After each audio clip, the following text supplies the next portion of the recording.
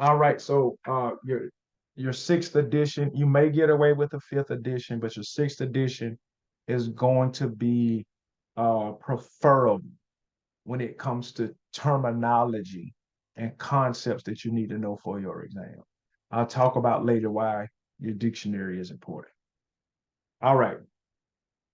Then thirdly, you need the NASW Code of Ethics. I think the last version is 2020. So you're going to need that.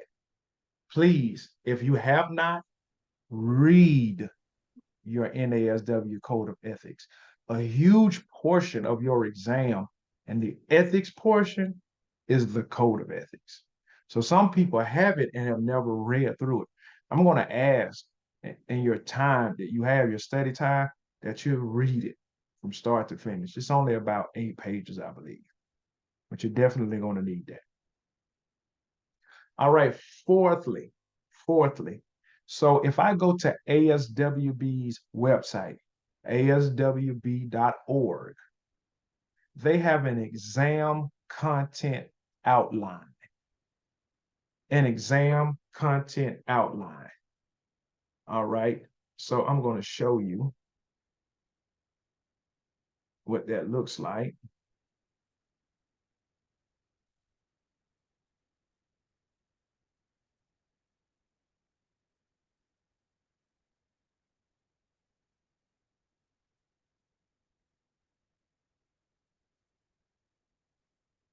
Can everyone still see my screen? All right. So you can go to ASWB's website, and this is free. You don't have to pay for it. You can download this document. It's called Content Outlines and KSAs. Does anybody have this? Oh, okay. They normally don't just outright tell you about it, but you want it. All right. The reason why you're going to want it, let's look at a few things that are here. Sorry, let me go back up. So they have something called KSAs, knowledge, skills, and abilities, right? That in essence is what you need to know about the questions on the exam. And so you have three types of questions on your exam. Does anybody know what those three types of questions are?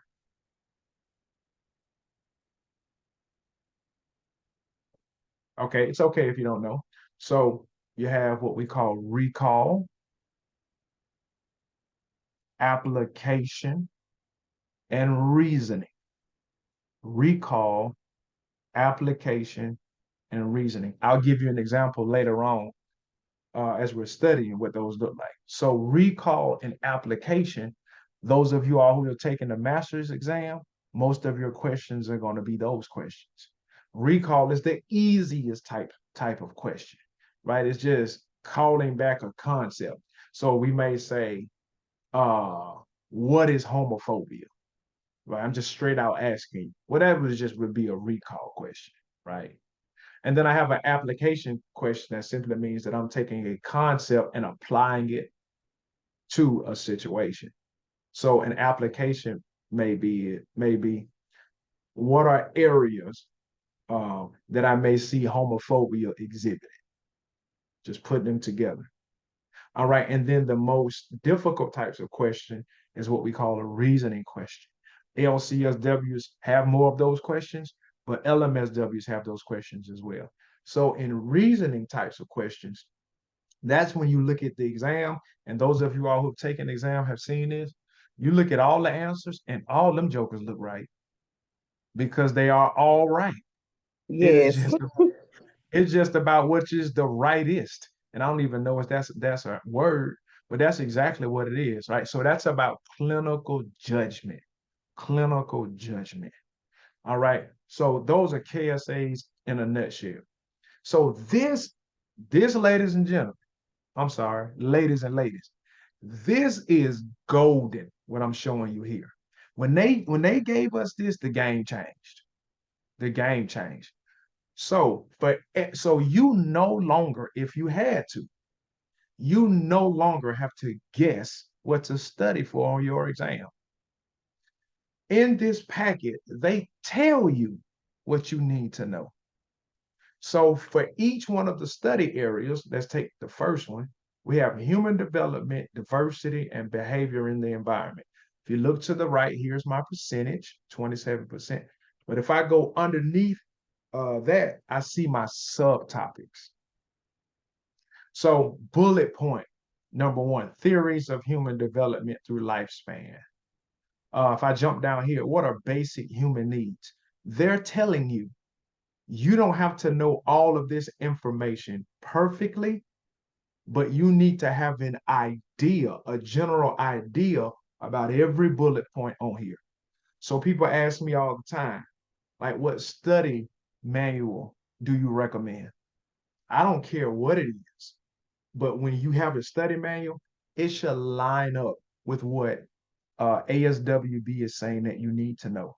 So I've had an opportunity to meet with the makers of a few um, exam prep companies.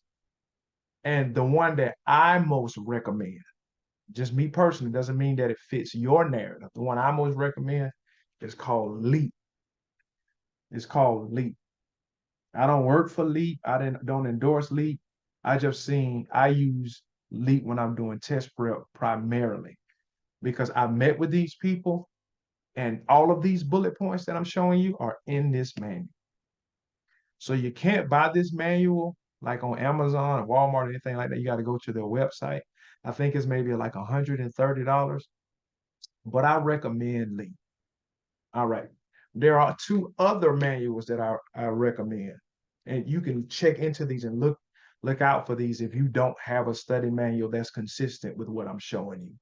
So the other one is by Dawn Apgar, DAWN, last name APGAR.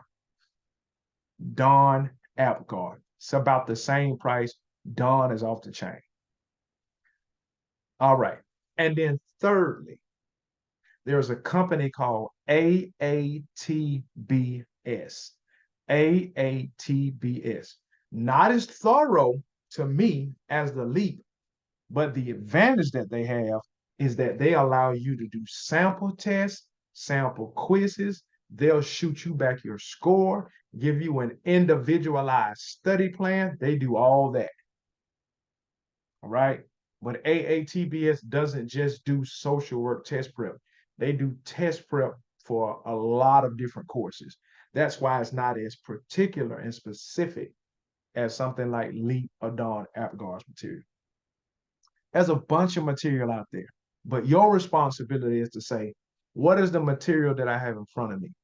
I'm going to take my study guide, this study guide that I'm showing you, and make sure that it's consistent. If you're not seeing the consistency between what you have and what's on this study manual, trash it, right? Don't sell it because you're going to give it to somebody who can't do nothing with it. All right. So for each one of my four sections, I see bullet points. So what you're going to be doing as you're studying, going along your study path, you're going to be going through those bullet points and scratching them off and say, I have a working knowledge of crisis intervention theories. I have a working knowledge of theories of trauma-informed care, right? I have a working knowledge of person and environment theory. You don't have to know all of the intricate details. The goal is to have familiarity. So if you've passed your exam, what you've done is that you've gotten at least 70% of the questions right. All right. I've given you a lot of information. Any questions about anything that I just said currently? Okay.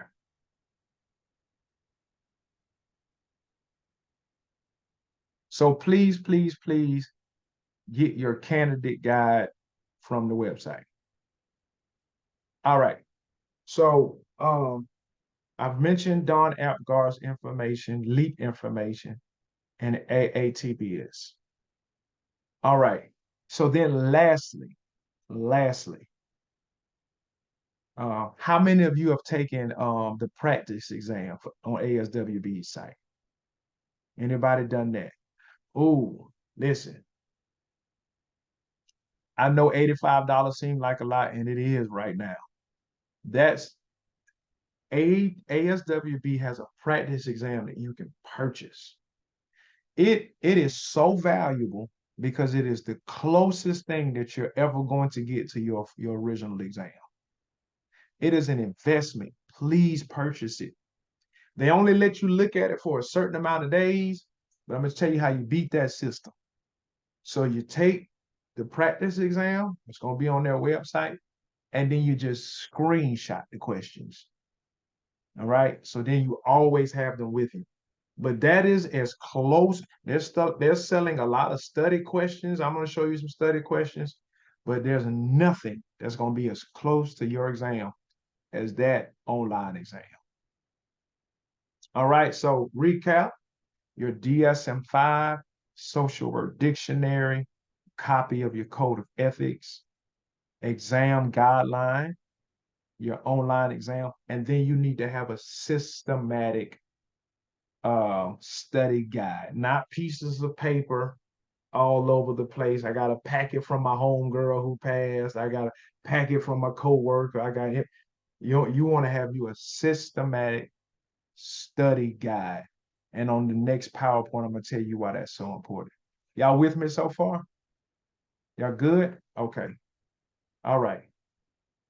So let's talk about some more foundational pieces. So study schedule. All right. Thank you, baby. The study schedule is the blood in your veins. If you do not have a study schedule, you might as well give me that almost $300 you're going to spend on your exam, right? You got to have a study schedule. So I tell my students 90 days for a good rest of your days. You're going to need at least 90 days of study time. At least 90. Okay, so what does study time look like? So that ideally, that means that I'm studying 5 days a week for at least 90 days. Okay. When I say study, I mean 50-minute sessions of study time. No children, no husband, no boyfriend, no TV, no cell phone, 50 minutes. Now, why do I say 50 minutes? Because 50 minutes is normally the time that you can spend and learn and retain the information without losing focus. I know people who sit down to study for 2 or 3 hours and then you ask them what they've learned, they barely can tell you because we've equated time with learning. It doesn't work that way. It's about what your mind can retain within the time that you're studying, right? So 50 minutes is about the time before you start drifting off and thinking of other stuff. So maybe you're one of those people who say, I hear what you're saying, Antoine, but I need to sit down a long time to feel like I've accomplished something. So for those of you all, and that's your thing, I would say to you, do your 50 minutes, take you a 20-minute break, and then come back and do another 50 minutes. There's some people who just need to sit in front of that material for 2 hours to feel like they've done something. If that's you, then that would be what I would recommend that you can do. So 5 days a week, best case, 4 days a week is good. You're doing three days a week or anything less than 3 days a week, you're joking. You better be a great test taker. Okay. And I'm just being honest with you, being real. I've seen too many people take this exam. All right. If you ain't doing at least 4 days a week for at least 90 days, you're going to need the Father, the Son, and the Holy Spirit. All right. I'm just telling you. Okay. Questions about that? Okay. So I want to make sure you have what you need because I don't want to move any further. Who does not have a study schedule and needs help with a study schedule? With like tips on a study schedule. All right, so everybody has a study schedule. Okay, awesome. Is everybody on here have access to at least some group study? Anybody y'all know you're ready to take your exam? You're doing groups. Nobody has. Okay, anybody got access to No, groups? No. no, I don't. Okay. So this is going to be my recommendation, right? You don't have to. I know y'all don't know each other, but it's hard to find social work study groups. I would recommend y'all are on here right now that you exchange information and then y'all just start your own group. You can just do it online. Um, that way you have some level of accountability. It's just hard to do it by yourself. So if that's something that y'all want to entertain, I would say, put your number, your information in the chat, and y'all just start your own study group. Somebody at least once a month, y'all coming together for at least an hour and discussing some information. Or you may just want to be somebody who just starts your own study group, however they're important. All right, questions so far? Okay, awesome. So let's kind of get into some of the nuances of the exam. Top reasons why people don't pass. So contrary to popular belief, it's not that most people don't pass because they don't know the information. As a matter of fact, I'm going to be going over information and then y'all going to go to a test prep class. And as soon as the person is teaching the class, you can say what they're going to say before they say it. You've seen the information, you know it. Most of the people who don't pass their exam is not because they don't know the information. There's a small percentage, but most people they've thoroughly put in the work. But what are the reasons why people don't that we need to take into consideration? So number one that I found is just anxiety. Anxiety. People are just scared not to pass. Okay, so I'm gonna tell you why anxiety is such a big deal.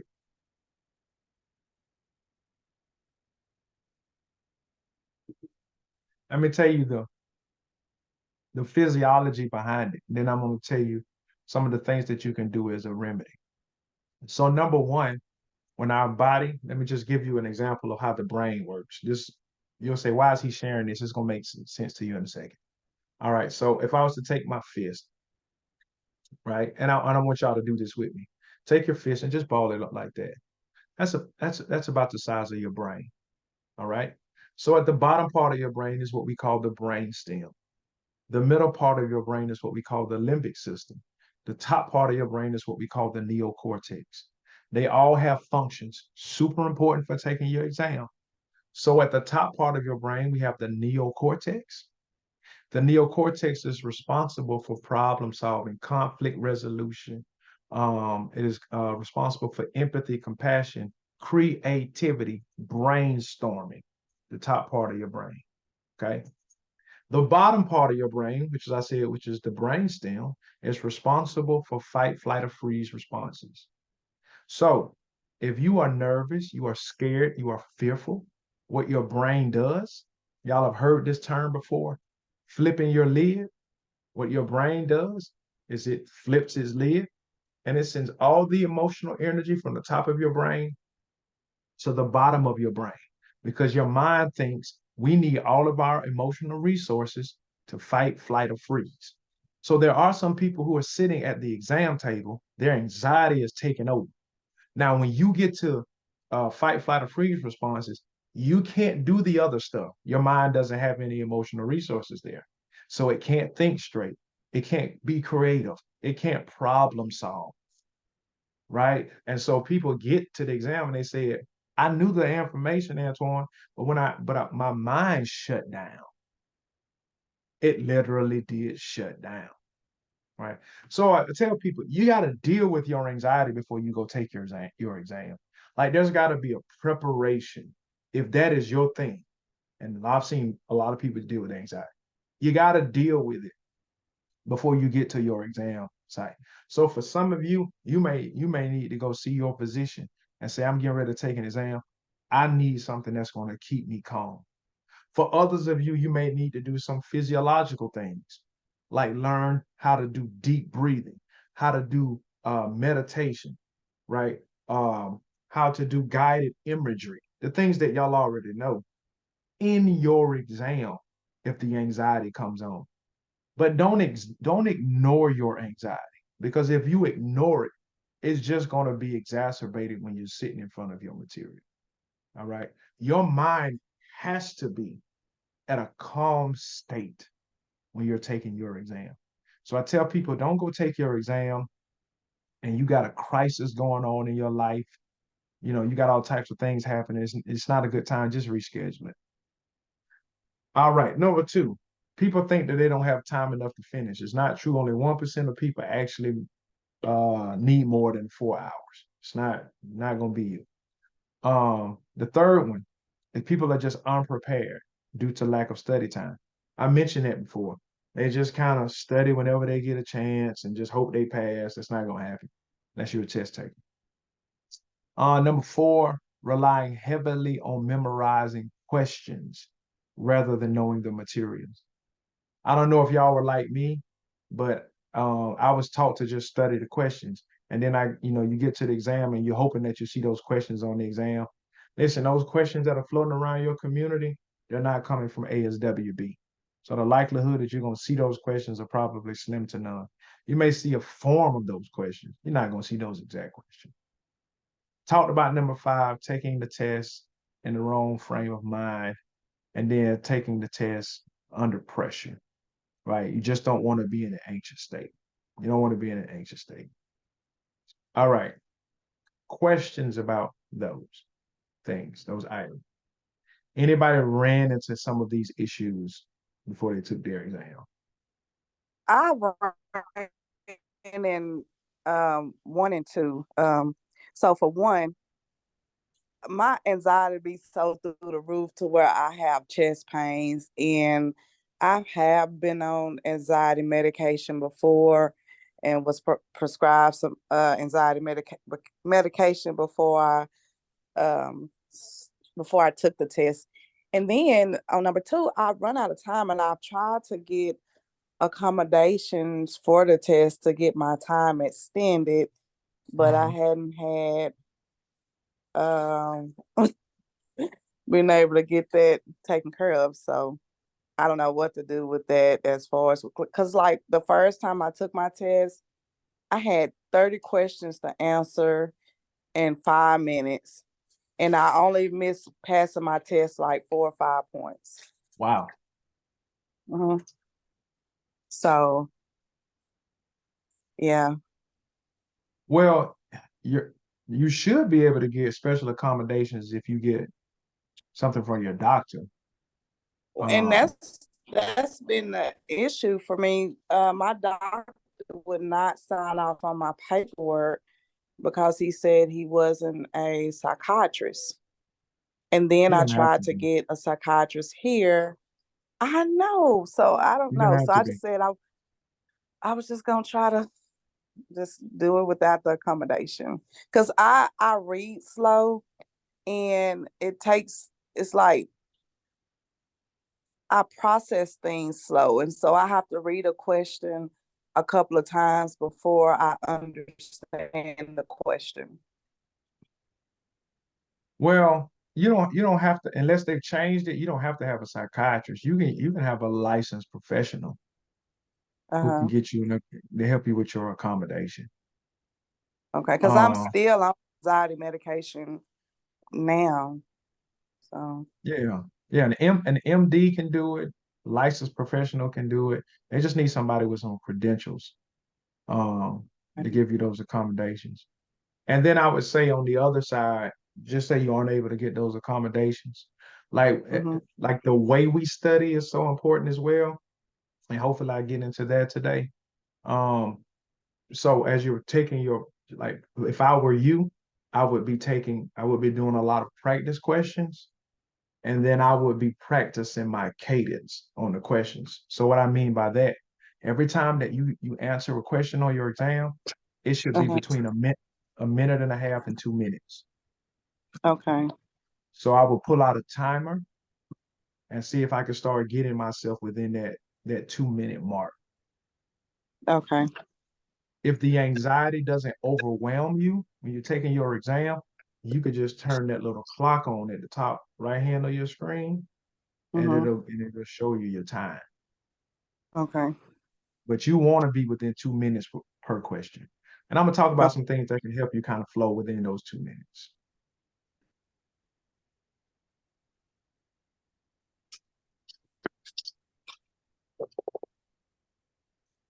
Other question.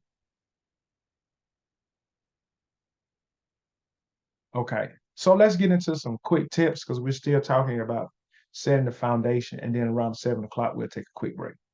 So I know this sounds okie dokie and weird, but attitude is everything. Attitude is everything. So if you go into your exam, my wife says this to my kids all the time. It's so true. You know, if you think that you're going to fail before you go into your exam, I'm not saying that you're going to fail, but you are setting the foundation psychologically too. Our minds are geared to get us what we're thinking on, right? So you want to make sure that you have a positive attitude towards your exam. One of the things that gives us self-confidence about taking our exam is knowing that we've done the things that we were supposed to do before we get in that exam.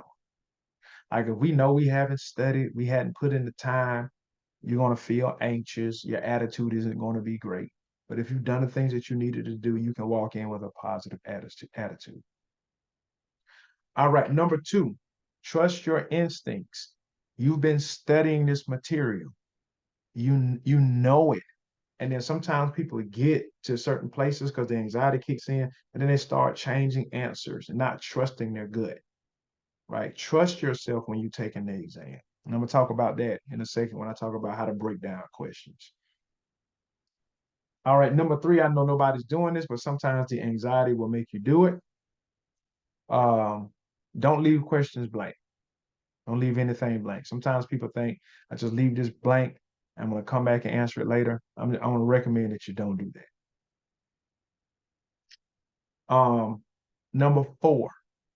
So sometimes where we can get caught up on the exam is answering the questions from the perspective of other people or what we do on our job, what we do in our community, right? So when I'm taking my exam, I want to reframe it to first person, meaning that if I was a practicing moral, legal, and ethical social worker, what would be my responsibility? That's what I'm thinking about when I answer these questions. I'm going to share with you in a second the generalist intervention model, which I think is a game changer. I took my LCSW exam in about an hour and a half, not just because I'm super smart, it's just because I know what I'm about to show you, right?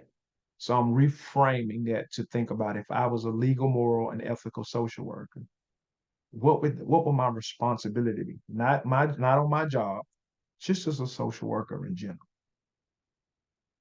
And then number five, staying with the material in question. Sometimes we're answering things that they did not ask us, right? So I don't want to jump and make assumptions or make hypotheses about things that aren't in the question. So one of the things that has been floating around is that they're trying to trick us on the exam. They're not trying to trick you, just trying to make sure you know what you know. Is the exam culturally biased? Heck yeah, right? But it is what it is. You know, when you pass it and become the LCSW, then you go write anything you want to write, research papers, you can, you know, go after the board, you can do all that. But until then, you have to answer what they're asking. All right. So those of you all who have taken the exams, you've seen this before. There's a lot of modifiers on there. A lot of modifiers. What do I mean? Best, first, most, least likely. Sometimes they're highlighted, sometimes they're not. Sometimes they're bold, sometimes they're not. But I'm looking for them because modifiers change the tone of a question, right? And so if I see a modifier, and I probably won't get into that today, that'll be next class. There are acronyms that I can use. What do I use for best and most? Well, there's an acronym called aspirins that I could use. What if I see like first and last? There's an acronym called FARIAFI that I could use, order of process, right? So I'm looking for those modifiers. Secondly, and I'll get into that in a second, Paying attention to the order of social work process. We'll talk about that. Number three, just because they are infatuated and intrigued with Maslow's hierarchy of needs, you need to know it. If you don't know Maslow's hierarchy of needs, please pull that information out and know every level. Because a lot of Maslow's hierarchy of needs are built into the questions. The assumption is that we already understand those levels. Number four, remembering that the client is the expert. So they are going to want you to play doctor. They are also going to want to see if you are going to create treatment without including the client. They want to see if you think that you know what's best for the client without the client's knowledge. Stay away from that game. The client is the expert. And so one of the things that I ask y'all to have, like for this class at least, is a notebook where you've documented your information. Because what we would do if y'all were doing test prep with me for like the next 90 days, you would be writing down this information from this class. You'd be writing down information that you're learning from your study time. And what we would do is we would take all of that information and we would say, okay, I got this in my notebook, but I still haven't learned this yet. Like this still isn't sticking with me. Maybe it's Freud's psychosexual stages of development. Like I know them, but if for some reason that they just don't stick. Anybody ever just study something and you like, it just ain't stick. Like every time you bring it up, I don't remember. Right. So what we would do is we would take that information that's not sticking with you, and then we would type it out on a sheet of paper, front and back. All of the things for some reason that don't seem to stick with me. And then when I get ready to go to take my exam, I would sit down in the car and I would study the front and the back of that sheet 30 minutes before I go take my exam. Then I go up and take my exam. Why am I doing that? Because I'm loading my short-term memory. I'm loading my short-term memory. So everybody should have a cheat sheet that's riding along with you in the car. Don't take your whole manual. Don't take your whole study guide. That's going to be overwhelming. You're going to be trying to flip through all the pages, just going to create anxiety. Just this little 2-page ordeal. That's all you're taking with you. All right. Questions about that so far? Okay.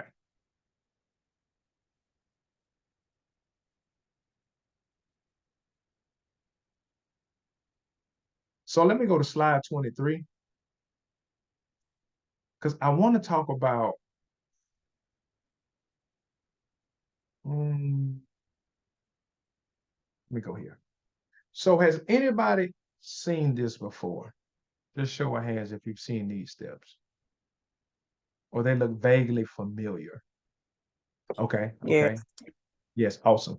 All right. Does anybody really remember what they are? I'm not going to ask you. I just want to know if you all remember.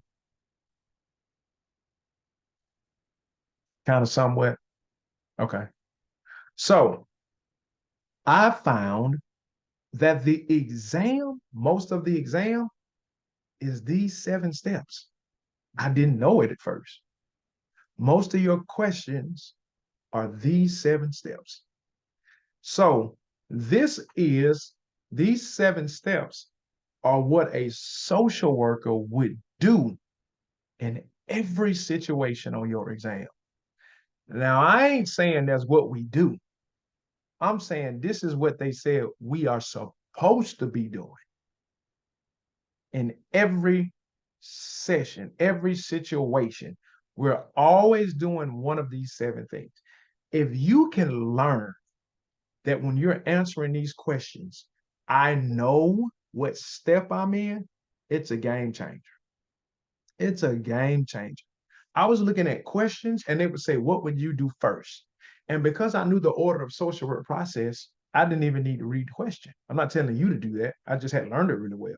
So they would say, what would you do next? What would you do first? I go jump straight to the answers because I knew social work process. I knew what was first. I knew what was last. Right. So let me go over these really quickly. So please, if you've committed anything to memory, it's these 7 steps. So my wife has a unique acronym for learning them. I never remember it. It's something about eating pie, but maybe she'll jump back on and share it with y'all. All right.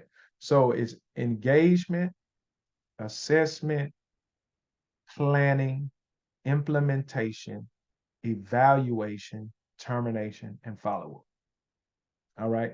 Now, y'all probably have never, some of y'all probably have been like me. You've never had to work at a job that required you to do follow up. So you don't even think about it. But on your exam, the assumption is that all of us are doing follow up. All of us are doing all 7 of these steps. All right. So let me go over them really quickly. And let me give you some key words to look for in your scenarios that when you see them, you can say, oh, they're engaging. Oh, they're implementing. Oh, they're evaluating. So if they ask me, what do I do next? I know what the next step is. So when we're engaging our clients, when you think of engagement, what are some of the words that come to mind when you're engaging a client? What are some words that come to y'all's mind? Maybe building rapport with a client. Building rapport, Asking questions. asking questions. Okay. Right. So I'm establishing rapport. I'm getting them to like and trust me so I can build a relationship. So any question you see where you are building rapport, establishing a relationship, engaging with family, in the helping process, you are in the engagement phase. So if you see that in your scenario and they say, well, what would you do next? Automatically, I know every single time because we know in the social work process, not in the real world, but in the test world, we don't ever skip steps. So after engagement is always assessment. After engagement, always is assessment. So assessment is about gathering information. So I've got you to like me and to trust me. We built rapport. Now I have to get information to assess. To assess. So I'm identifying my client. I'm assessing them from 3 levels: micro, meso, and macro. So when I say micro level, what do I mean? Now tell me what I mean when I say micro. Individual. And I say if I say meso, Uh, Organization. okay? Group. Small Group, groups, groups, small groups. And then if I say macro, community. community, community, right? So I'm assessing from those 3 levels. All right. And so in social work, this is key because this is going to be on somebody's exam, probably everybody's exam. And by the way, there's only 4 exams. They only do 4. So it's not a bunch of exams. It's only 4. So when I'm gathering information, I usually use an assessment tool. I usually use an assessment tool.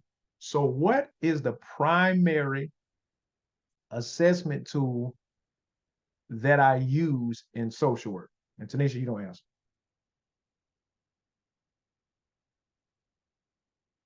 Primary assessment tool to gather information. That's a test question. This is a psychosocial assessment. Yeah, okay. So a psychosocial assessment. Oh, okay. But there's one more piece before psychosocial. Is it the Does bio? anybody? No. Come on in the room, Brenda. Say it again. Oh, bio. That's it. Bio. So a Okay. psychosocial assessment. That's the number 1 assessment tool we use. That's a test question. So when we say a biopsychosocial assessment, let's break that down. What are we assessing in a biopsychosocial assessment? Cultural history. Okay, cultural history. So when so let's take our 3 headings. We got bio, we got psycho, and we got social. So when I say bio, what am I assessing? The body, medical, Okay, physical. but yeah, physical, biology, right? So does diabetes run in your family? Are you dealing with cancer, right? Biology. So when I say psycho, what do I mean? Your mental health. Your mental health. And so what are some of the primary ways? This is assessment questions. What are other primary ways that we measure people's psycho? Mental health status. Okay, their Those mental health status. What tools depression would we use those primarily? Mm. they do What like that. assessment? What's that GAF? Is it the depression tools, anxiety tools? Okay, Okay. tell me what some of those tools are. You own it. PHQ, is it PHQ-9? PHQ-9, that's for depression. Absolutely. Yeah, What else? forgot that anxiety tool. Because they do that in a doctor's That's office. the They do Beck, that the Beck one. Yeah. Okay, Beck. Beck is for depression. Okay, what would I use for anxiety? Oh my God. GAF? You close. So it's the GAD, G-A-D. GAD. Yeah, GAD. Uh-huh. Uh-huh. What would I use for ADHD? So that's for behavioral. I don't know that And answer. if you're not in mental health, you may not know these. I don't So know. there's a couple I may use, and you want to write these down. I may want to use the Vanderbilt for Oh yeah. ADHD. I may also want to use the Connors, Yeah. Connors. Hmm. No. What about if I'm measuring personality? What might I use?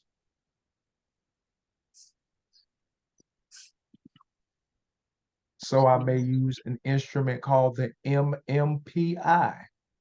Yeah. Hmm.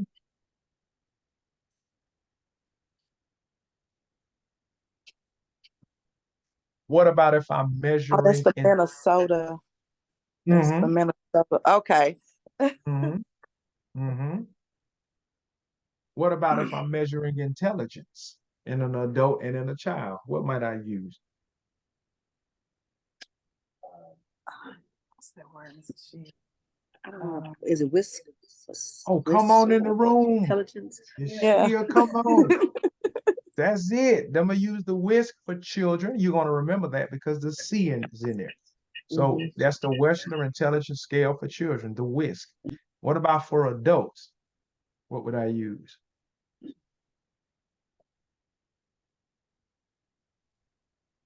So I would use the WISE, WAIS. You're gonna remember that because the A is in there for adult. So the whisk for kids, the WISE for adults. Yes.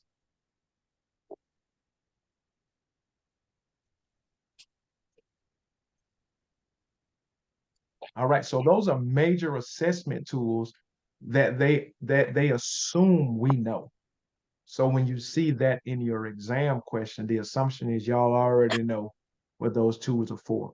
But the primary responsibility here is to know that after we build engagement, we assess, and we assess using assessment tools. And those assessment tools are questionnaires. Mhm. And those questionnaires lend themselves to certain diagnoses. All right, you also want to remember the mini mental status exam or a regular mental status exam. Has anybody ever done a mental status exam before?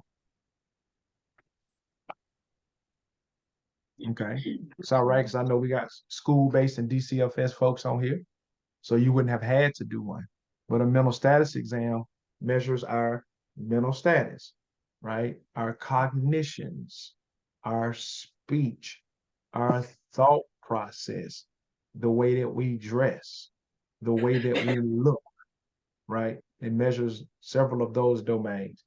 And so when I get into teaching the DSM-5, I'll teach you what the words are that goes on the mental status exam.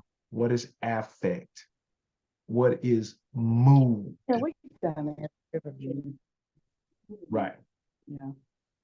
All right. Let's take a 5-minute break and then we'll jump back into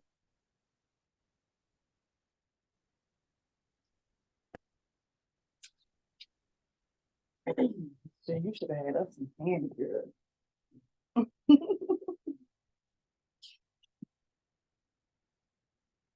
So if we need to study for 90 days, I won't be able to take my test until January. Because if you think of 90 days from today, starting tomorrow, tomorrow is what, the 20th? But what if you study 7 days a week? I'm it. not 90 studying. days, brother. 90 days. Oh, you hear me? I'm sorry. You good. I'm just Oh, messing with you. okay.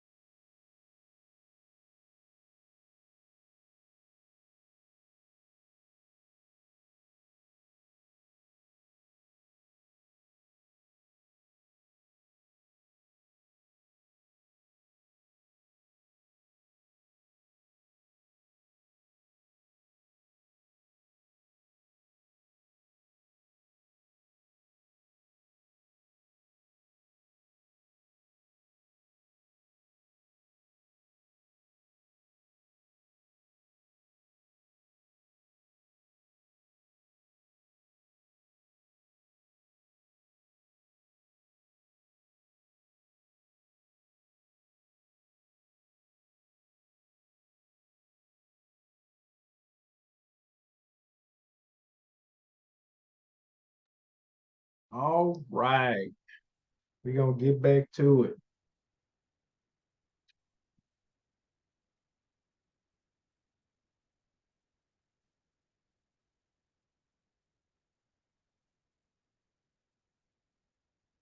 Excuse me. Any questions, thoughts, or comments so far before I move on?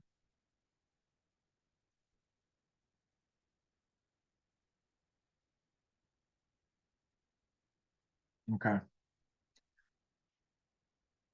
All right. So we're on our 7 steps. Our first step was engagement. Our second step is assessment. So after I've built rapport, have you engaged, I now have to find out what the problem is. So I'm in assessment. And then next, I would do planning. Planning, right? So this is all about what should be done with the information that I have. What should be done with the information that I have? All right. And so here for planning, I'm coming up with goals, objectives, and intervention. Goals, objectives, and intervention. So I know I'm in the planning phase when I'm coming up with goals, objectives, and interventions. So remember, the assumption is that that's what we do after we assess. We develop a treatment plan. So all goals, objectives, and interventions are. It's a treatment plan. All right. So me and my family, me and my client have came up with goals, objectives, and interventions. And then we actually now have to do what we've planned. That's called implementation. So when you actually see the client applying the treatment plan, we're in implementation. So I call the planning the hallelujah and the implementation the do-hallelujah, right? I'm actually doing something. So if you see your client doing something based on what you all plan, you're in implementation. All right. So my client did what we planned. Now I must find out if it worked, right? So if it worked, hooray, good job. You just keep on doing it because it worked, right? But let's say that we came up with goals, objectives, and interventions. The client tried it and it did not work. So what we have to do is we have to go back a few steps. So what step do you think that we would need to go back to if our intervention didn't work? Assessment. Oh, come on. Back to assessment. We got to do another assessment because maybe we missed a presenting problem. All right, the last two you will never miss because they are self-explanatory. Number 6 is termination. You already know that means that we've come to the end of service.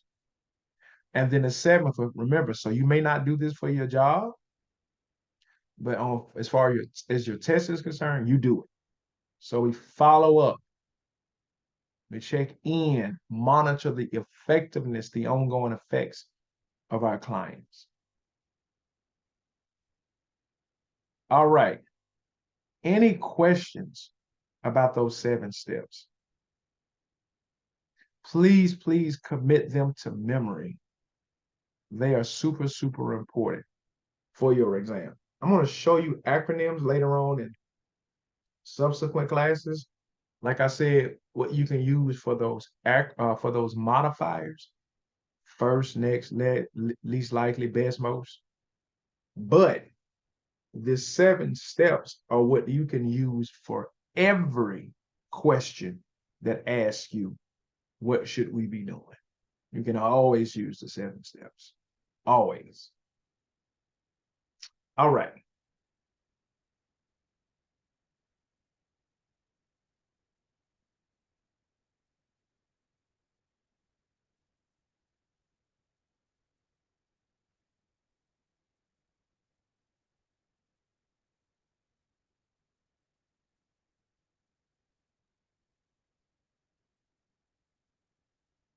Give me just a second.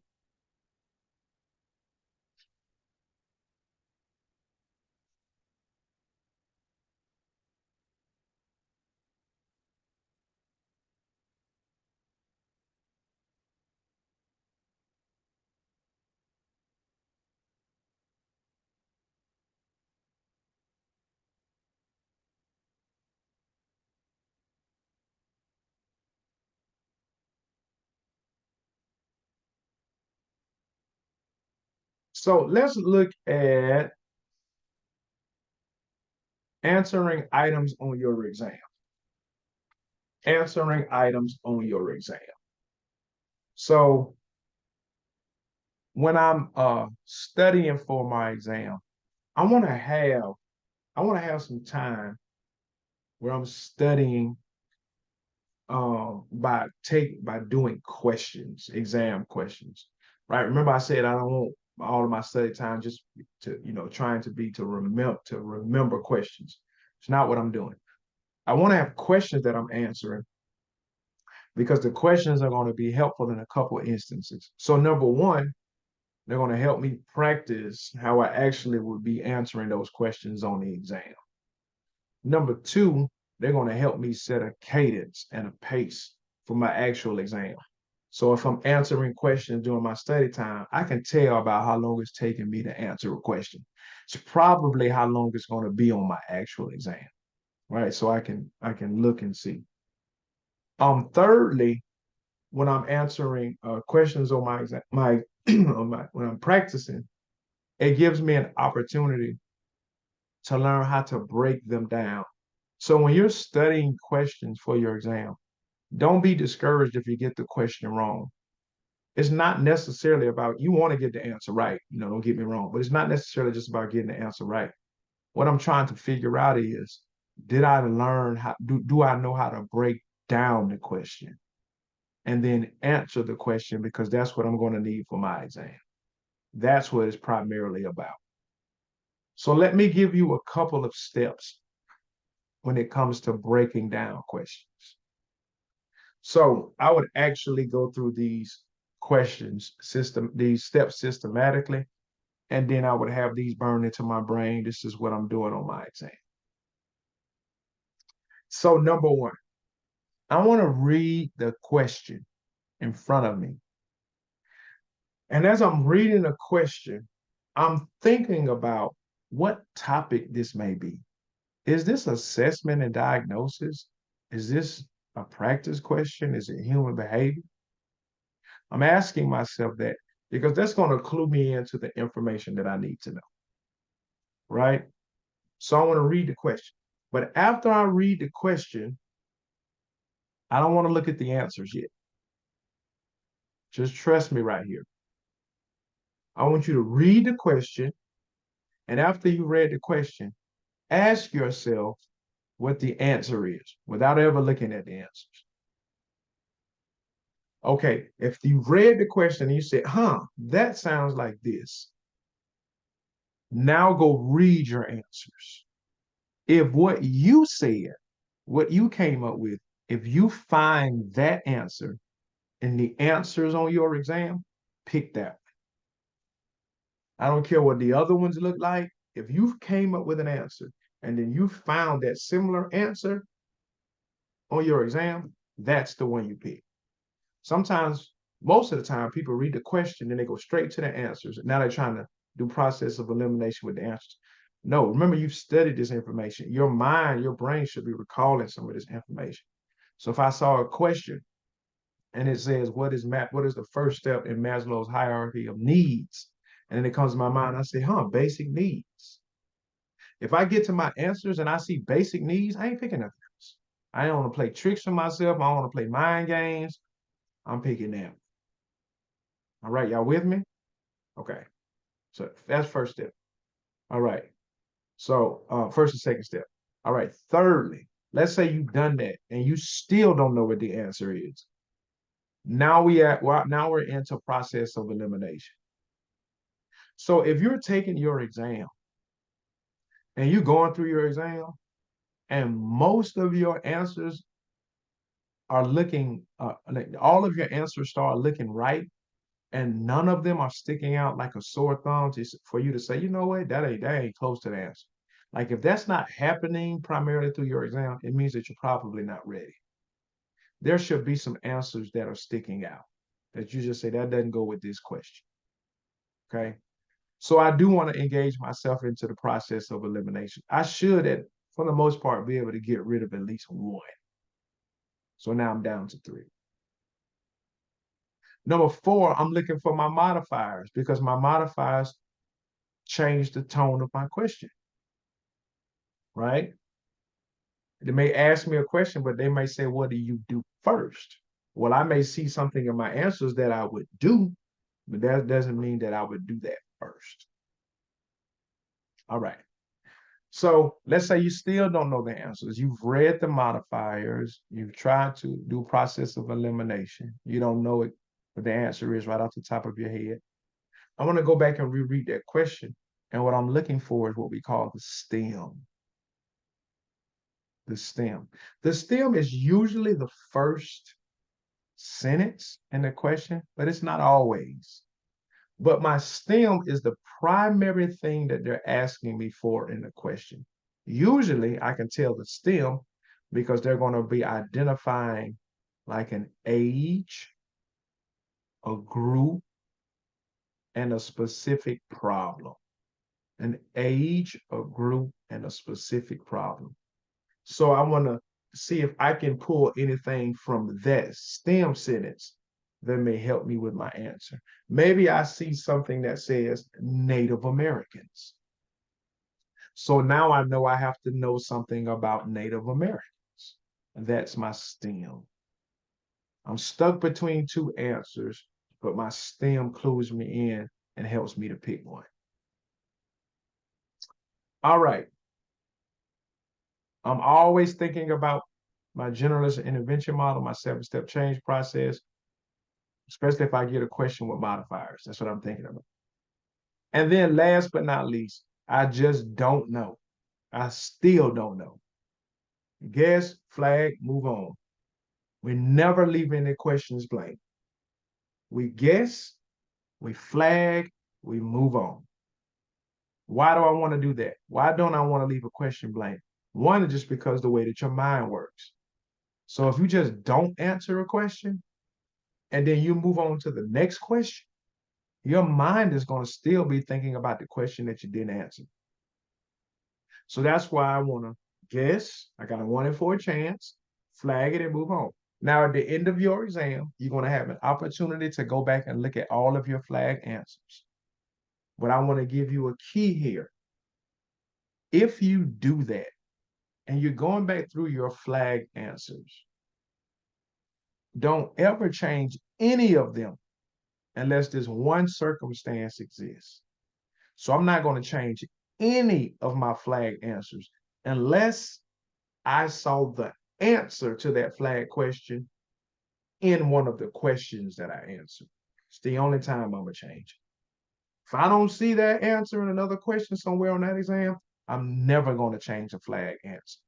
I'm going to trust my mind that it gave me the right information. So let me review the steps. Read the entire question to see what part of the exam I'm in. Without looking at the choices, I want to see if I know it before they give me the answers. If I find it in the answer, I'm going to pick it. I'm going to throw out the ones that are wrong. Process of elimination. One should be sticking out as terribly wrong. I'm going to look for my modifiers, right? If I still don't know, go back and reread my stem. I'm thinking about my 7-step change process. and then I'm guessing, I'm flagging, and I'm moving on. I should be able to do all 7 of those things that I mentioned to you within 2 minutes. So what I want you to do away from this setting is take these steps, take you some practice questions, and then use these steps to answer the question. It may take you longer than 2 minutes initially because it's fresh for you. It's not something that you've been doing. But the more you practice it, the quicker you're able to move on. Where a lot of people get stuck is they never been taught to flag and move on. So they ruminate over that question over and over and over and over again. If I have not answered it, please make this note. If I have not answered it in 2 minutes, I'm going to guess, flag, and move on. If I have not answered it in 2 minutes, I'm going to guess, I'm going to flag, and I'm going to move on.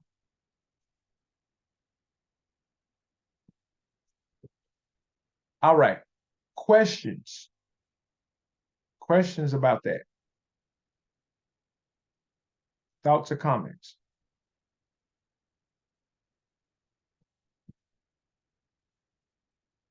All right, awesome.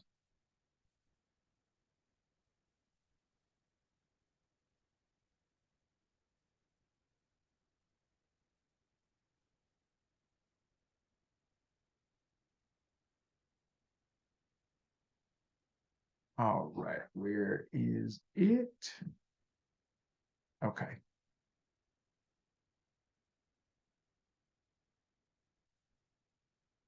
So in our last half hour of instruction, I'm going to talk about some things you should know.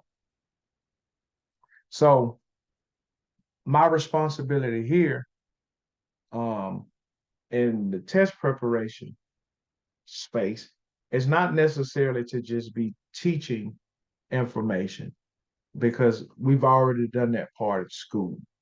This is more of just refreshing, generalizing, and then bringing clarity to things that we might not have necessarily fully understood when we were indoctrinated with the information in school.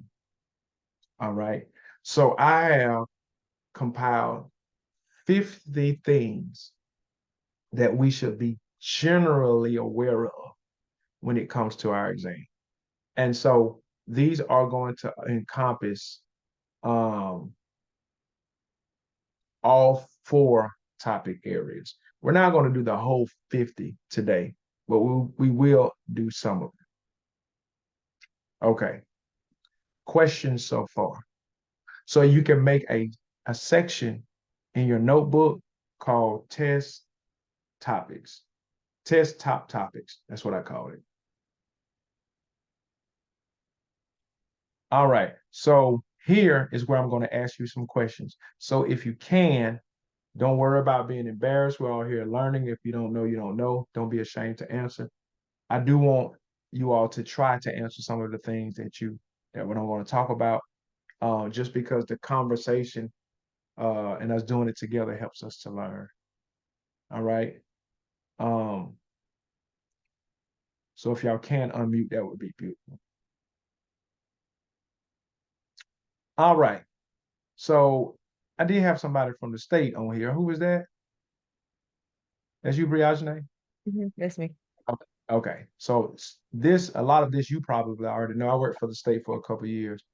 So you just know this just by working. You know, they don't even have to teach it to you. You get enough cases, you understand this. But a huge portion, a big portion of our exam is talking about child abuse and neglect, right? So remember, my responsibility is to have a general familiarity with those bullet points that I outlined. So when I'm bringing up this information, what I'm talking about is having a general knowledge of this information. So as far as child abuse and neglect is concerned, some things I should know. So signs of physical abuse, signs of sexual abuse, signs of neglect. What do we do if there's sex between minors? what are some of our reporting responsibilities? So y'all talk to me a little bit about what you know as far as these 5 bullet points are concerned. What are some things that we should know for our exam?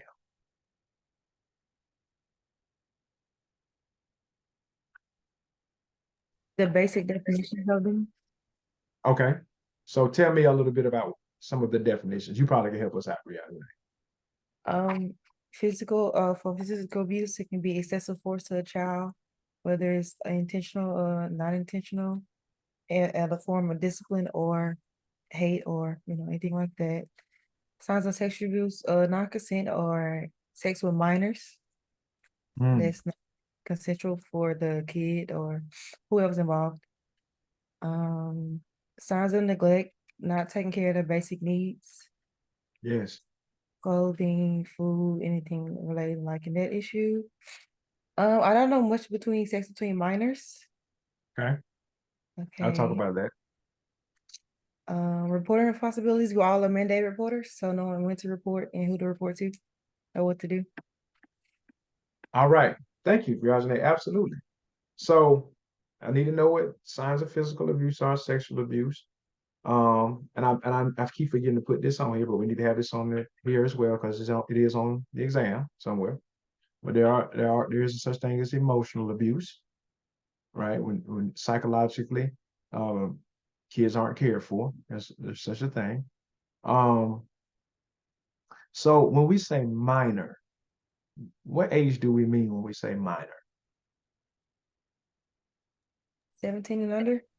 17 and under. So whenever you see minor on your exam, that's what they mean, 17 and under.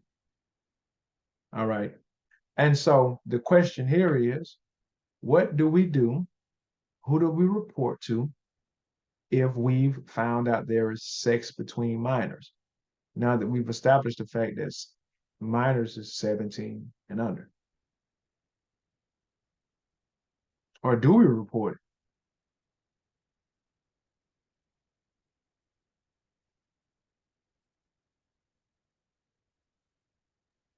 What do We y'all think? report it. Yeah, we report. Okay, who do you report to? Depend on the settings. Say that again. Mm. It depends on the settings. Okay, so give me some examples of what you mean. Let's see. Well, if you're in the let's say school, you will Okay, report. You will call okay, in, and then okay, the principal just let okay, them know what's going on. okay. All right, so let me give you um what you need to know for your exam. Because she is right, you would report in those situations. So remember, mandated reporters only have to have a suspicion of things going wrong. So we would always report if we felt like there was an indication that something was wrong sexually, physically, or emotionally. They're not going to give you a question that's going to ask you to say, okay, in this specific setting, you would or wouldn't report. It is going to be whether you're going to report specifically on a suspicion. And so anytime there is a suspicion, we report and then we let them work out the details. All right, we let them work out the details. So normally, when there is a 3-year gap between minors, it is an issue. A 17-year-old and a 14-year-old. So normally in those situations and circumstances, it's not the kid, because if it was an 18-year-old and a 15-year-old, obviously the 18-year-old would be at blame. So normally when it's two minors, then the responsibility lies with the parents. And so usually it's whether they were monitoring, whether they were consenting, right? And so usually it's about the parents at that situation.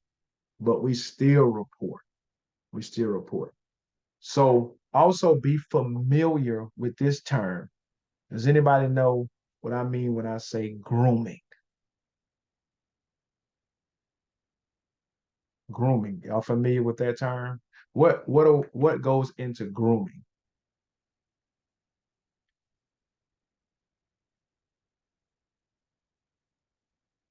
Uh,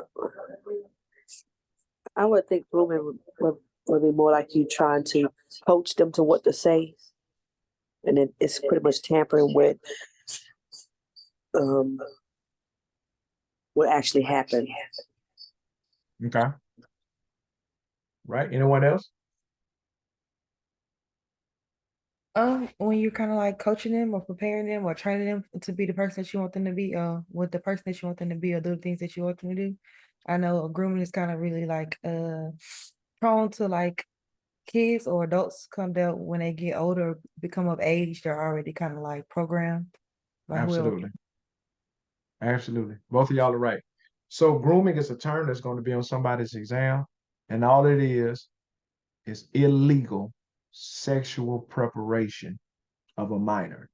It's illegal sexual preparation of a minor. I prepped you to abuse you. It's grooming. And there are stages to grooming, and you will need to know that for your exam. So if you have good test prep literature, it outlines the steps for grooming. All right, it outlines the steps for grooming. So, reporting responsibility. When I say consent, what are the types of consent that we have as social workers?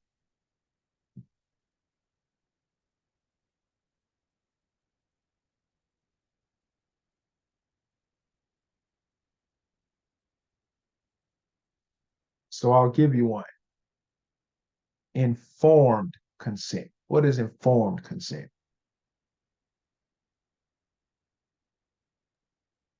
That's the parent giving consent or the child, depending on the setting again. If you're in the mental health, you know, or the parents Yeah, sign off on paperwork. yeah, yeah. So absolutely. So informed consent simply means that you've given me permission to help you. So I can have that verbally, I can have that written, or I can have that electronically, right? Which is the one that I prefer? Written, verbal, verbal, or electronic? Written. For your exam, it is written. I can get the other two consents, but I'm only getting those temporarily until I get written consent. It's an exam question.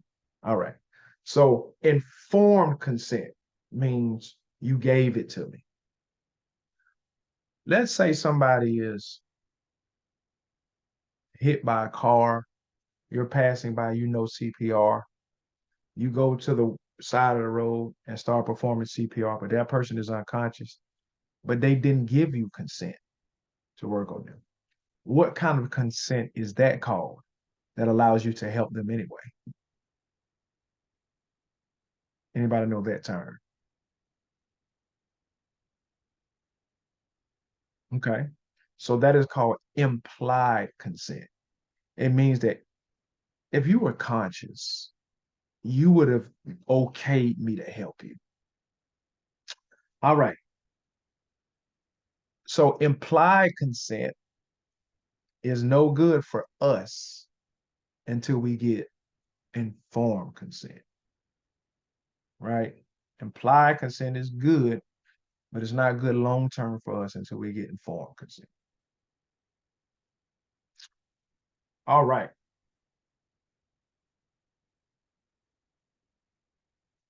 So abuse and neglect of elderly and dependent clients.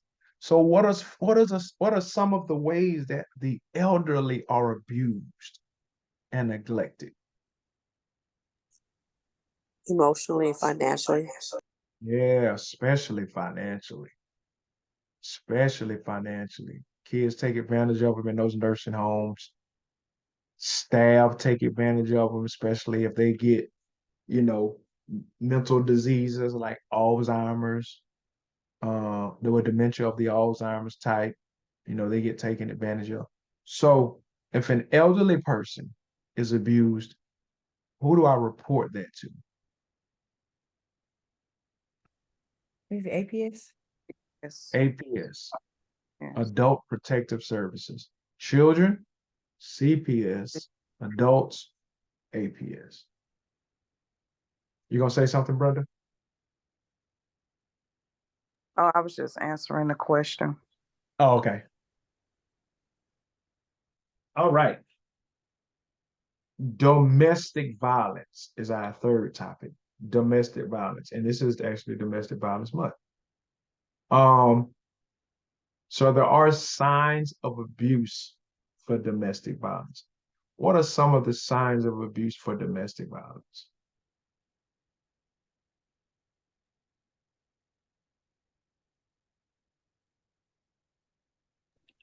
Physical, Physical abuse,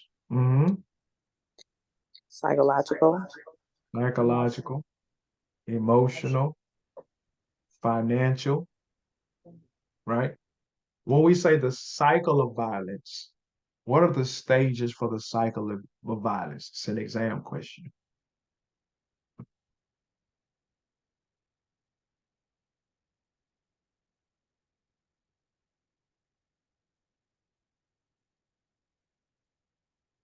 All right, so there is what we call the state of calm, where nothing is going on. And then the next stage will be what we call tension. Let's say she was just walking through the house and accidentally dropped a plate and broke it. Now she's on eggshell. That's the tension phase. And then the next stage would actually be the incident where the abuse occurs. And after the incident stage would be what we call the calm stage. We go back to calm, or the honeymoon stage, where the perpetrator acts like everything is okay. They may even be apologetic, say that it'll never happen again, right? And then they go back to calm, and then tension again, the incident, honeymoon, back to calm. That's the cycle. It's the cycle of violence. So when we're thinking about domestic violence, we understand those stages, and that our responsibility as social workers is to help that person, the victim, have a safety plan, and that we cannot divulge that person's whereabouts if they do happen to leave. And that, as hurtful as it may be, it is also not our responsibility to tell people whether they should leave or stay, much as we may want to and much as we probably do. But I'm giving you what you would need to know for your exam. All right, any questions about domestic violence? All right. So suicide and self-harm, must know for your exam. Must know. So what are some of the symptoms, the risk factors for suicide?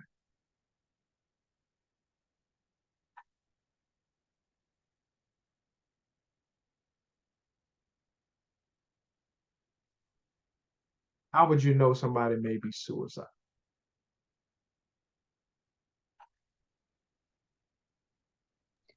sometimes they verbally tell you.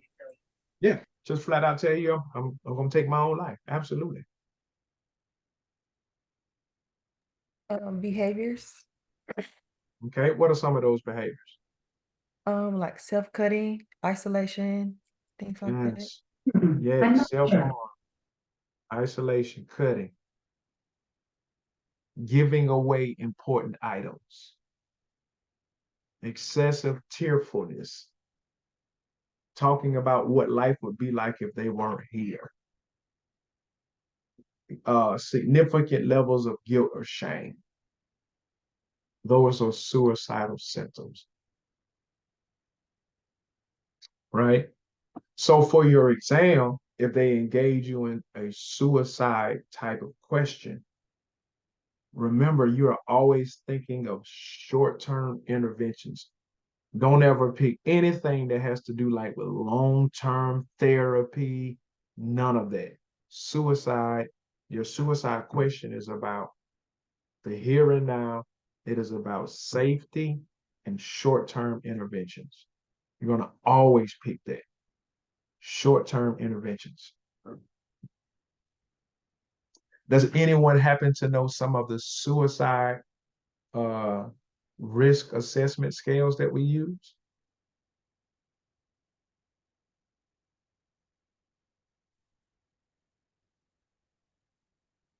All right. So, oh, go ahead, Rick.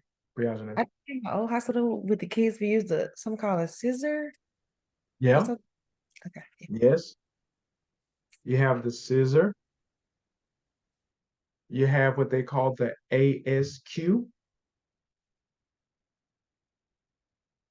And probably the most popular one that you and I need to know is called the Columbia Suicide Severity Scale.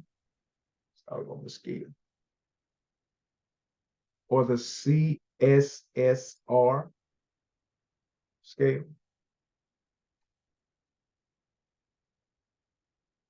All right. So how would we know if a person needs to be hospitalized? If suicide comes up, what must be present?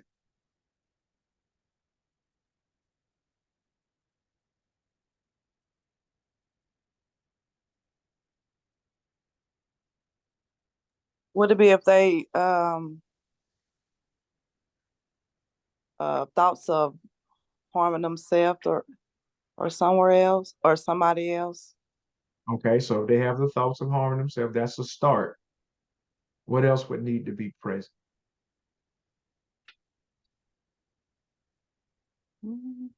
A plan? A plan. So they have the thoughts and then the plan. That's what qualifies for inpatient admission. What if they only have the thoughts but not the plan? What should we do from there?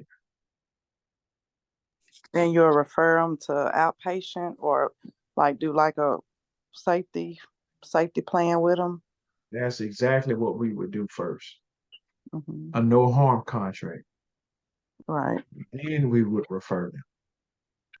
If there is no plan, we just call that suicidal intent, no harm contract. If there is a plan, we call that a suicidal plan, and that leads to hospitalization. So in your scenarios, make sure that you, before you say hospitalization, that they actually have a plan. They said, I'm going to go home, like a kid told me today. I'm going to go home and get a knife, and the first one I see, I'm going to kill myself. That's inpatient admission. All right. Questions about suicidal self-harm?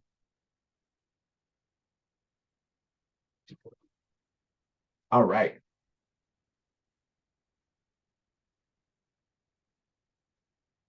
Danger to others.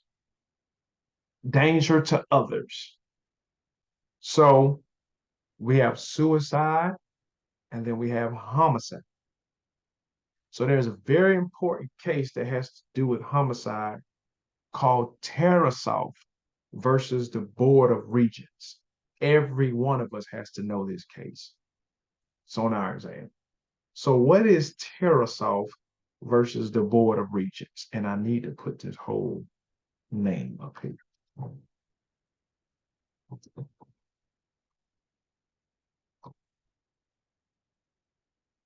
What is Tarasoff versus the Board of Regents?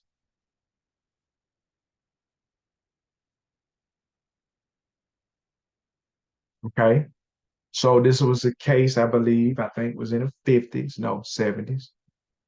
And it said, and it was a situation where a social worker was told, or I don't know if it was a counselor, was told by a client that I'm going to go kill my boyfriend. And the social worker didn't warn the client, the person, and the client went and killed the person. So that case went to court. And then what came out of that case was this legislation called the Board of Regents. In other words, if I have a client who tells me that they're going to harm another person, I have a responsibility to warn that person.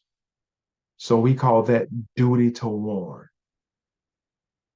Duty to warn. So Tarasoff versus the Board of Regents is about duty to warn. Duty to warn.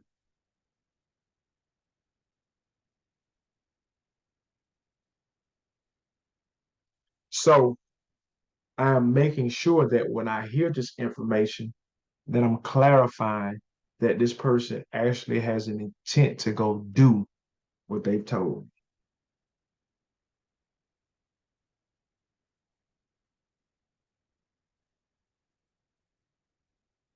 All right. And then I'll end our instruction time on this last one. Number 6. Number 6. Crisis intervention. Crisis intervention.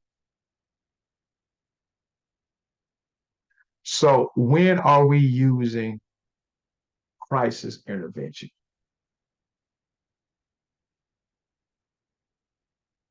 What situations?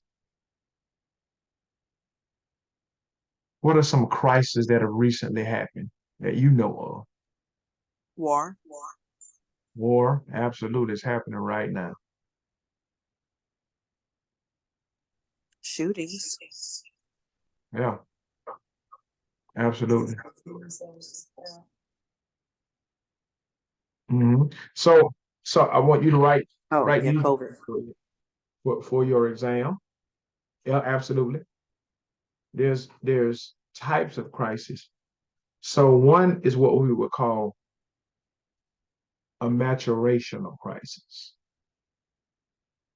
Maturational crisis comes from the word mature.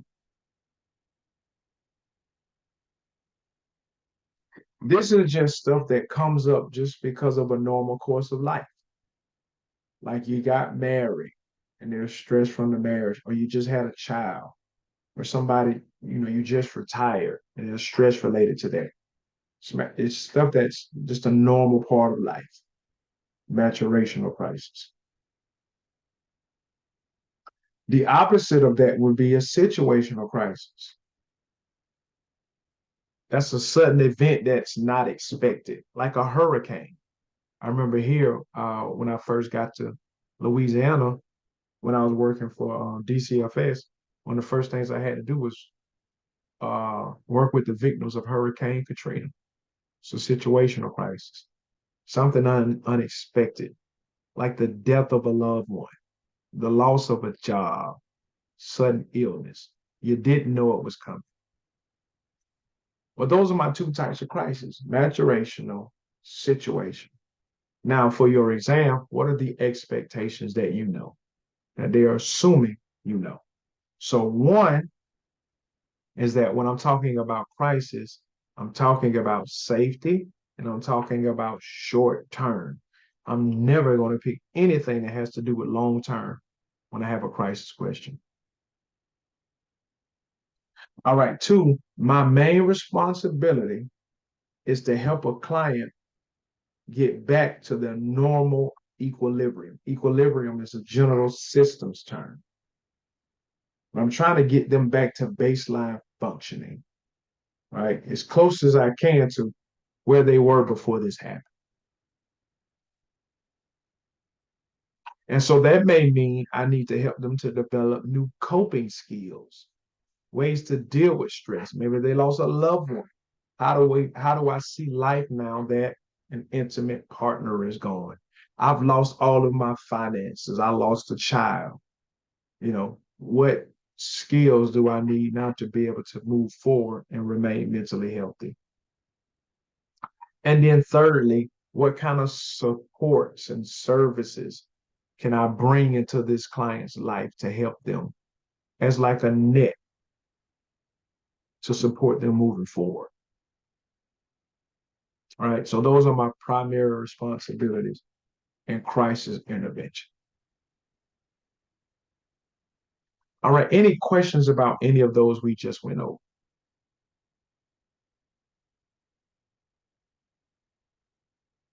All right.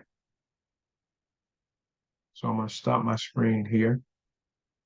So I used this last hour just to answer any questions that y'all might have about anything on your exam. So I'm going to, let's see. Okay, I already stopped my screen. So any questions that y'all just have in general about anything on the exam, about the exam, any questions that you have for me, any scenarios or situations? How to best answer question with communities. Sometimes they have steps, Yes. and I think that I'm choosing the right one and I'm choosing the wrong one. Yes. So that's a good question. So the community part, you probably want to be with two areas. And most people struggle there because we don't do macro level stuff. So two things you want to be familiar with. One is you want to be familiar with the roles of a community social worker. What is a broker? What is a mediator? What is a lobbyist? You want to know those terms first. And then second, inside of your test prep information, there's a section on developing a grassroots program. In other words, how would I just take an issue in my community and then get the community involved in solving this problem from step 1 to step 10, right? And so that involves identifying the problem, right? Identifying my community, identifying the level of support that I have, identifying the roles in my community, developing an action plan, right? There's several steps that goes into developing uh, a grassroots organization. Knowing that from start to finish will help you in the community area. The community area is probably one of the main areas where you just got to know the information, especially if you don't work in a macro level situation and just knowing the information. But I would know those roles and I would know what to do from start to finish with developing a grassroots program in your community because they're going to ask you that.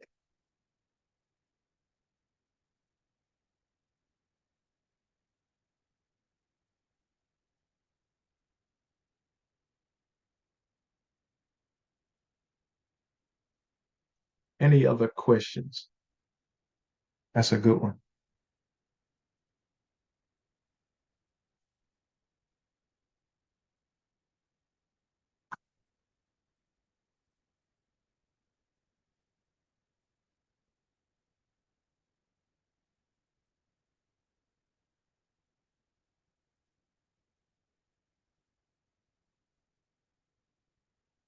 All right. Is that it? No other questions?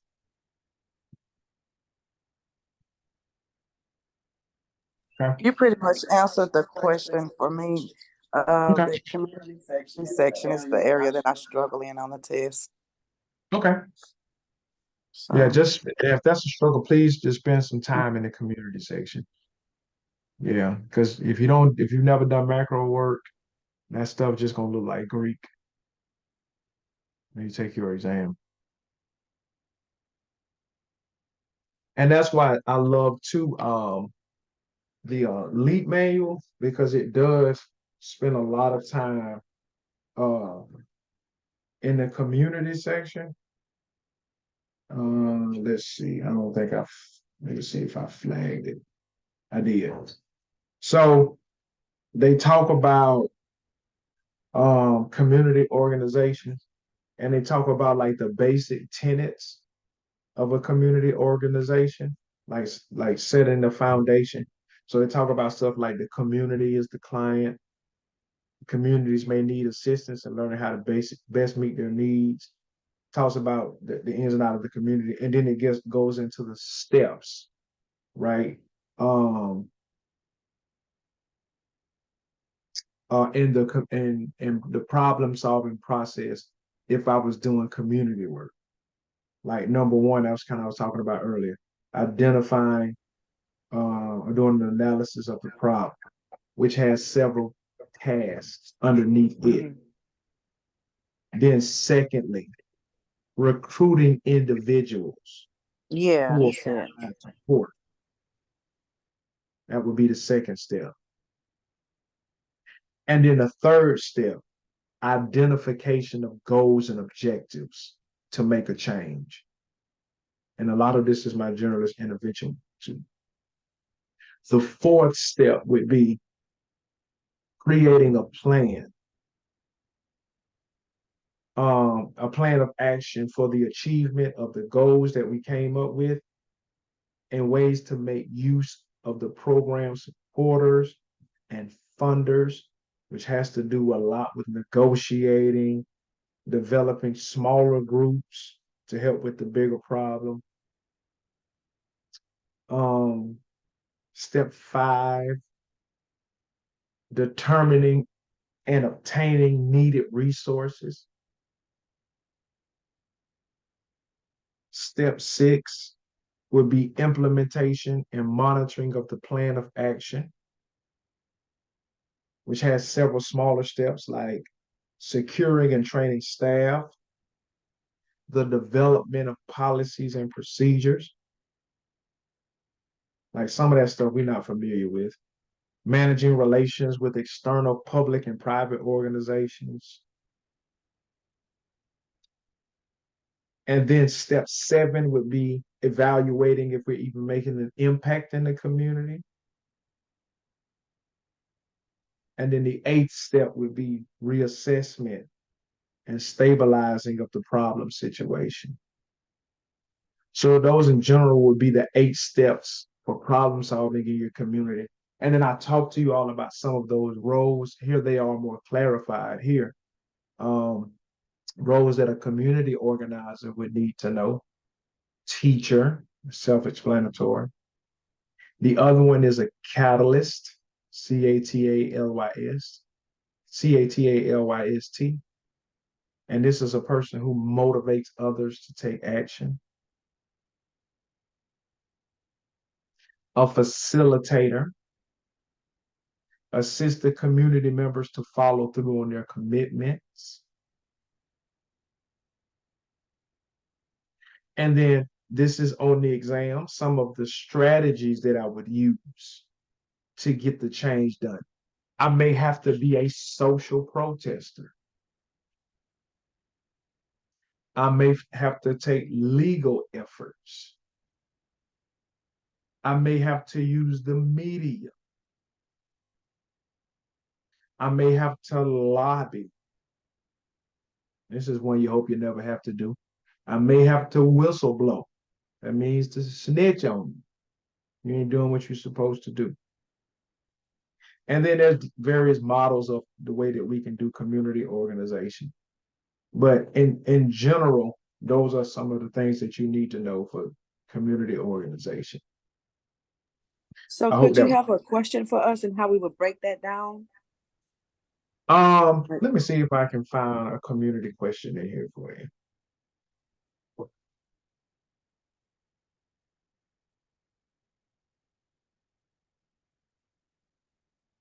See if I can find it. Cool.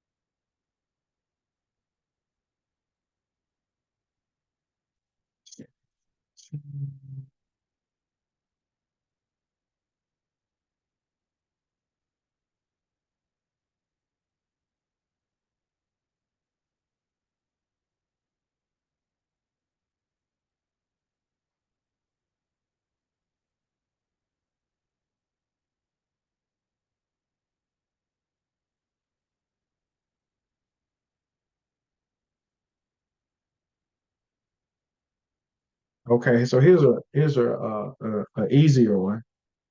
It says the primary factor for a social worker to consider when setting up a behavioral treatment program for a client is. So the primary factor for a social worker to consider when setting up a behavioral treatment program. So the question here is, do you know what we would have to do, what it would look like to set up a treatment program in somebody's community? And so what is the primary or the first thing that we would consider before we actually did that? So some of the answers are the nature of the dysfunctional behavior, that's A, the outcome desired, the dysfunctional thoughts behind the behavior, or the triggers for the behavior. So the answers are the nature of the dysfunctional behavior, the outcome desired, the dysfunctional thoughts behind the behavior, excuse me, and the triggers for the behavior. And so what do y'all think the answer may be there? The nature of the dysfunctional behavior, the outcome desired, the dysfunctional thoughts behind the behavior, the triggers for the behavior. Talking about setting up a behavioral treatment program in our community.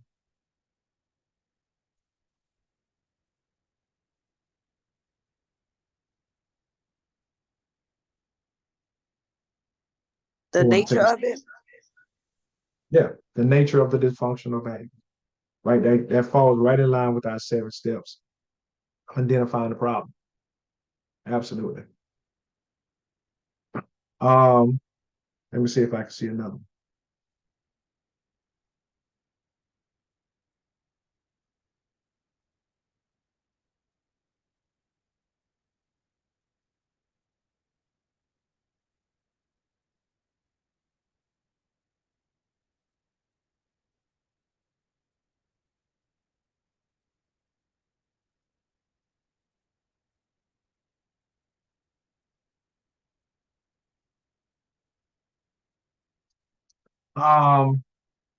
While working at a child welfare agency, a social worker learns that agency staff members are making decisions based upon positive feelings towards certain clients.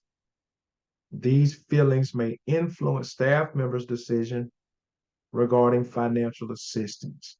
The social worker's first step should be to speak with the director and clarify the process, organize clients around the issue, hold a meeting with all social workers, or contact NASW. So A, speak with the director and clarify the process, organize clients around the issue, hold a meeting with all social workers, or contact NASW. What do y'all think?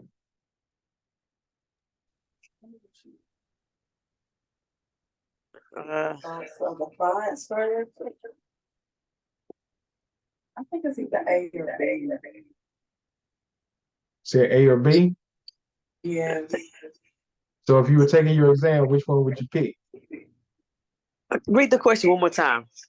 Sure. When working with a While working at a child welfare agency, a social worker learns that agency staff members are making decisions based upon positive feelings towards certain clients.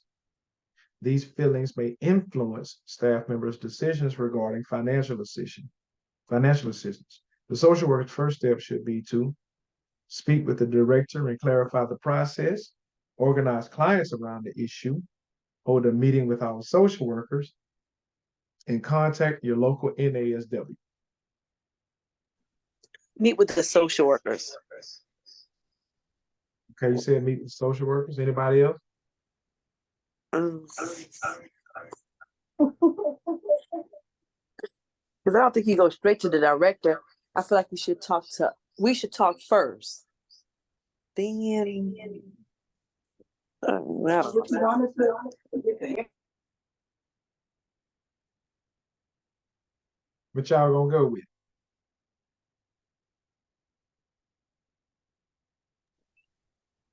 Staff.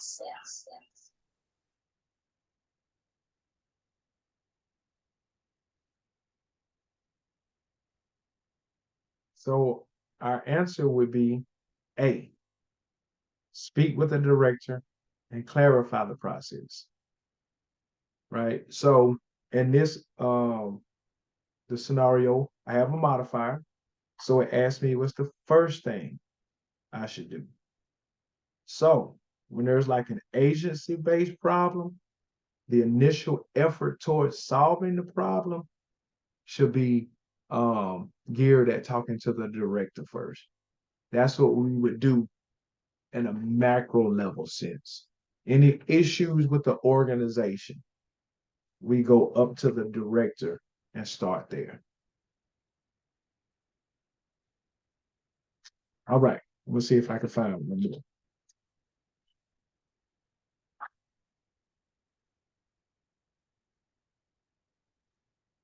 All right, a social worker, this is a shorter one. A social worker in a large agency has several workers whom he supervises. All of the following are responsibilities of the social work supervisor, except, so here's my modifier, except, all right, evaluating the work of the supervisee, making work assignments, providing counseling to the supervisee, or D, educating the supervisee about agency policy and procedure. Question again, a social worker in a large agency has several workers whom he supervises. All of the following are responsibilities of the social worker, except evaluating the work of the supervisee, making work assignments, providing counseling to the supervisee, or educating the supervisee about agency policy and procedure. C, I think. I heard somebody say C. Yes. I think B maybe. Did somebody say B?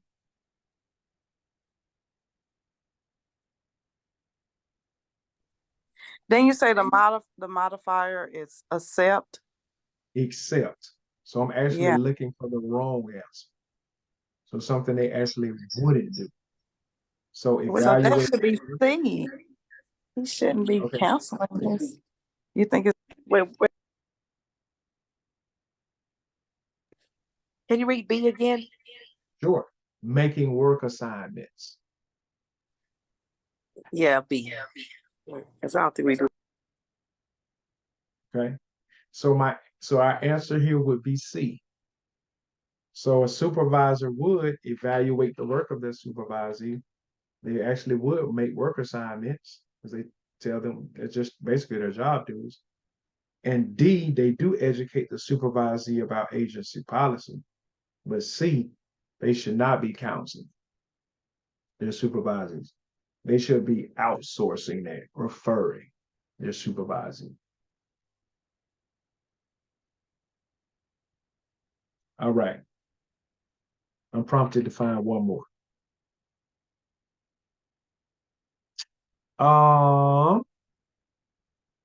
Okay. So a local counseling center.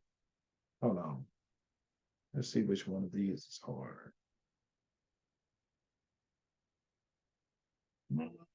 I'll give you this one. A local counseling center is planning to start a bereavement group for families who have suffered the loss of a loved one to AIDS. The program will have an evaluation component that assesses the program from the planning stage through the implementation stage. This type of evaluation is called, so this is a recall question. I'll read it again. A local counseling center is planning to start a bereavement group for families who have suffered the loss of a loved one to AIDS. The program will have an evaluation component that assesses the program from the planning stage through the implementation stage.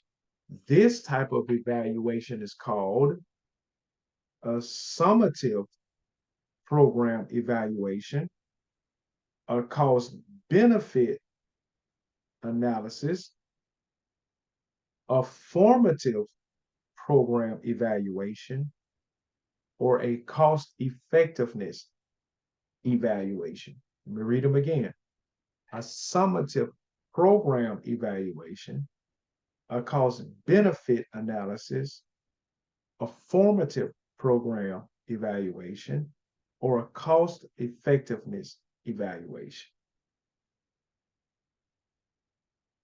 A local counseling center is planning to start a bereavement group for families who have suffered the loss of a loved one to AIDS. We'll have an evaluation component that assesses the program from the planning stage through the implementation stage.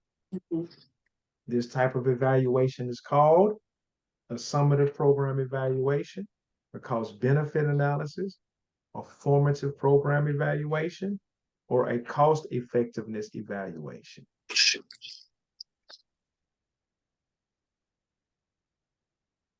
What do y'all think? I'm just gonna say summative on that. I'm gonna say cost effectiveness. Okay. And that is What you think, Bree? I'm between A and C. Okay. Which one you wanted to pick? You get this one right, you pass your exam.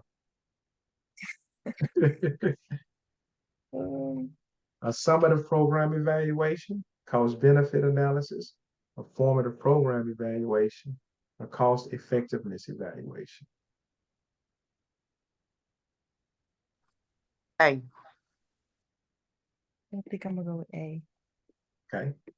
So the answer is C. Right. So in my question, they asked me, it says the program will have an evaluation component that assesses the program from the planning stage through the implementation stage. Right. So if I start from planning to implementation, am I finished with that process? How would I know I would finish? What stage am I going to end at? Evaluation, right? Further than that. Something with How, the outcomes. Okay. So think about your 7-step change process. When am I going to the end of those steps? Where am I going to land? Termination. Right. Somebody in determination when we're finished with the program. So if I say from planning to implementation, I know I haven't gone through all the steps. So A is a summative program evaluation. That's a summation. So that means that I'm summing up our program. So that means that I've gone all the way through, but we haven't. We've stopped at implementation. All right, cost benefit analysis is just a recall type of thing. That's just you would just have to know what cost benefit analysis. Right. So all the cost benefit analysis is it measures the cost of a program versus its benefits. Does it even make sense to keep this program going with the money that we're bringing in? Cost benefit analysis. All right. Cost effectiveness evaluation. That is like the comparison of the cost of a program to like the program output, the cost of a program to the program output. So are we getting in what we're putting out? Are we getting in what we're putting out? Right. And then your answer would be a formative program evaluation. And that is the very definition of a formative program evaluation, from planning to implementation. You would just have to know that. So that's why I told you a lot of community is just knowing the terms. Because it's not necessarily linking things together, it's just knowing the terms.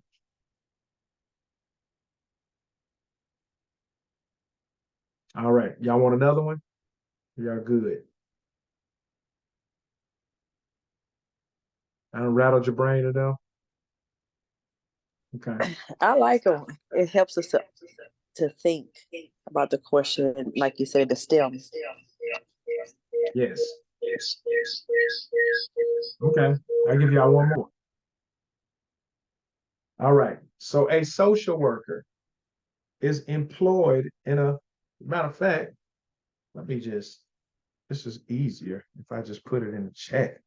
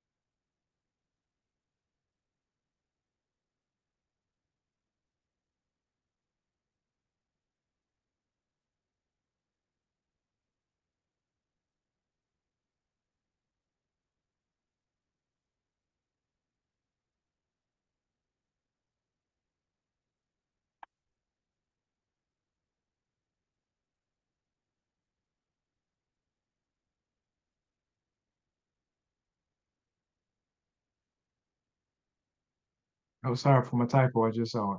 Should be the following. All right. She said D. Okay. iPhone 3, Brenda said C. Okay.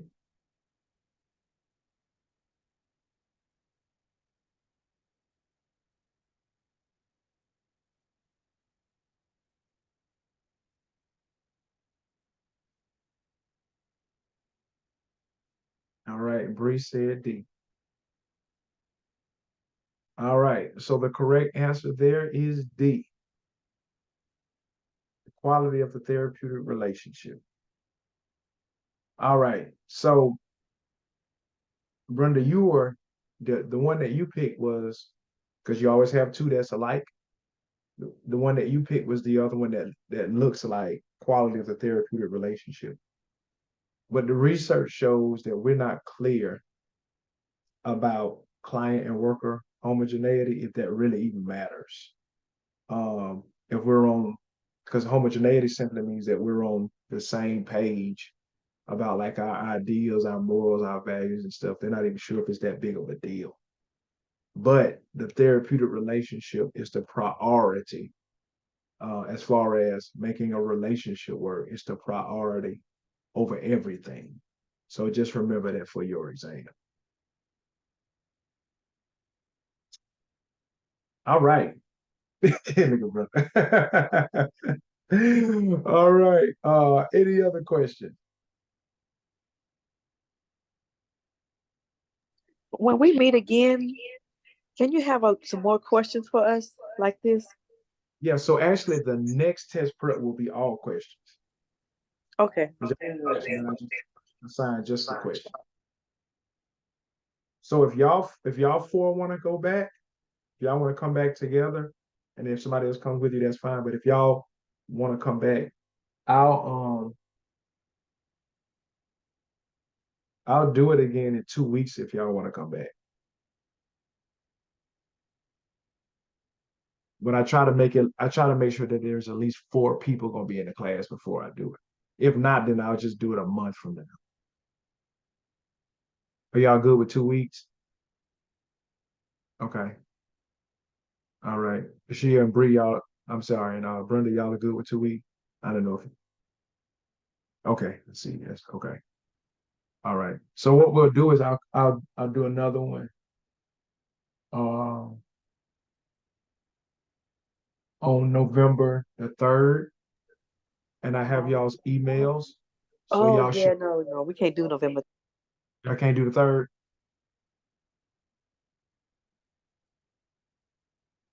You said y'all can't do the 3rd? Yeah, that's Oh, senior senior night. night. Ah, gotcha. Um, mm, let's see.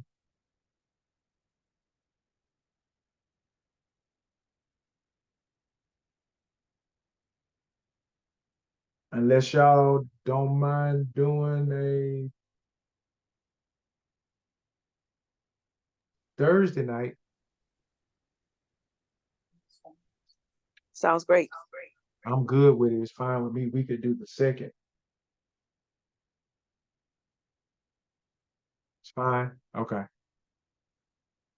All right. So that class, we would probably only do like 6 to 8 because it's just questions. But if we need to go over, we're fine. Um, but we'll do that. I'll send out an email, so y'all should get an email from me. But for some reason it goes to your junk or your spam or something like that. Just know it's gonna be the same link, the same time.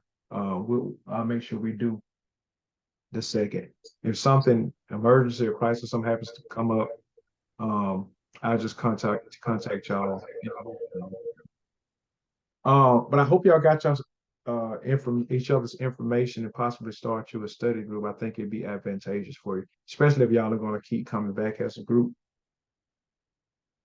I don't ever get a chance to keep people together to start groups, which is a good thing because everybody just passed their exam, so then I don't see them anymore. But the groups are usually just helpful. I have one question. Sure. I need a lot of support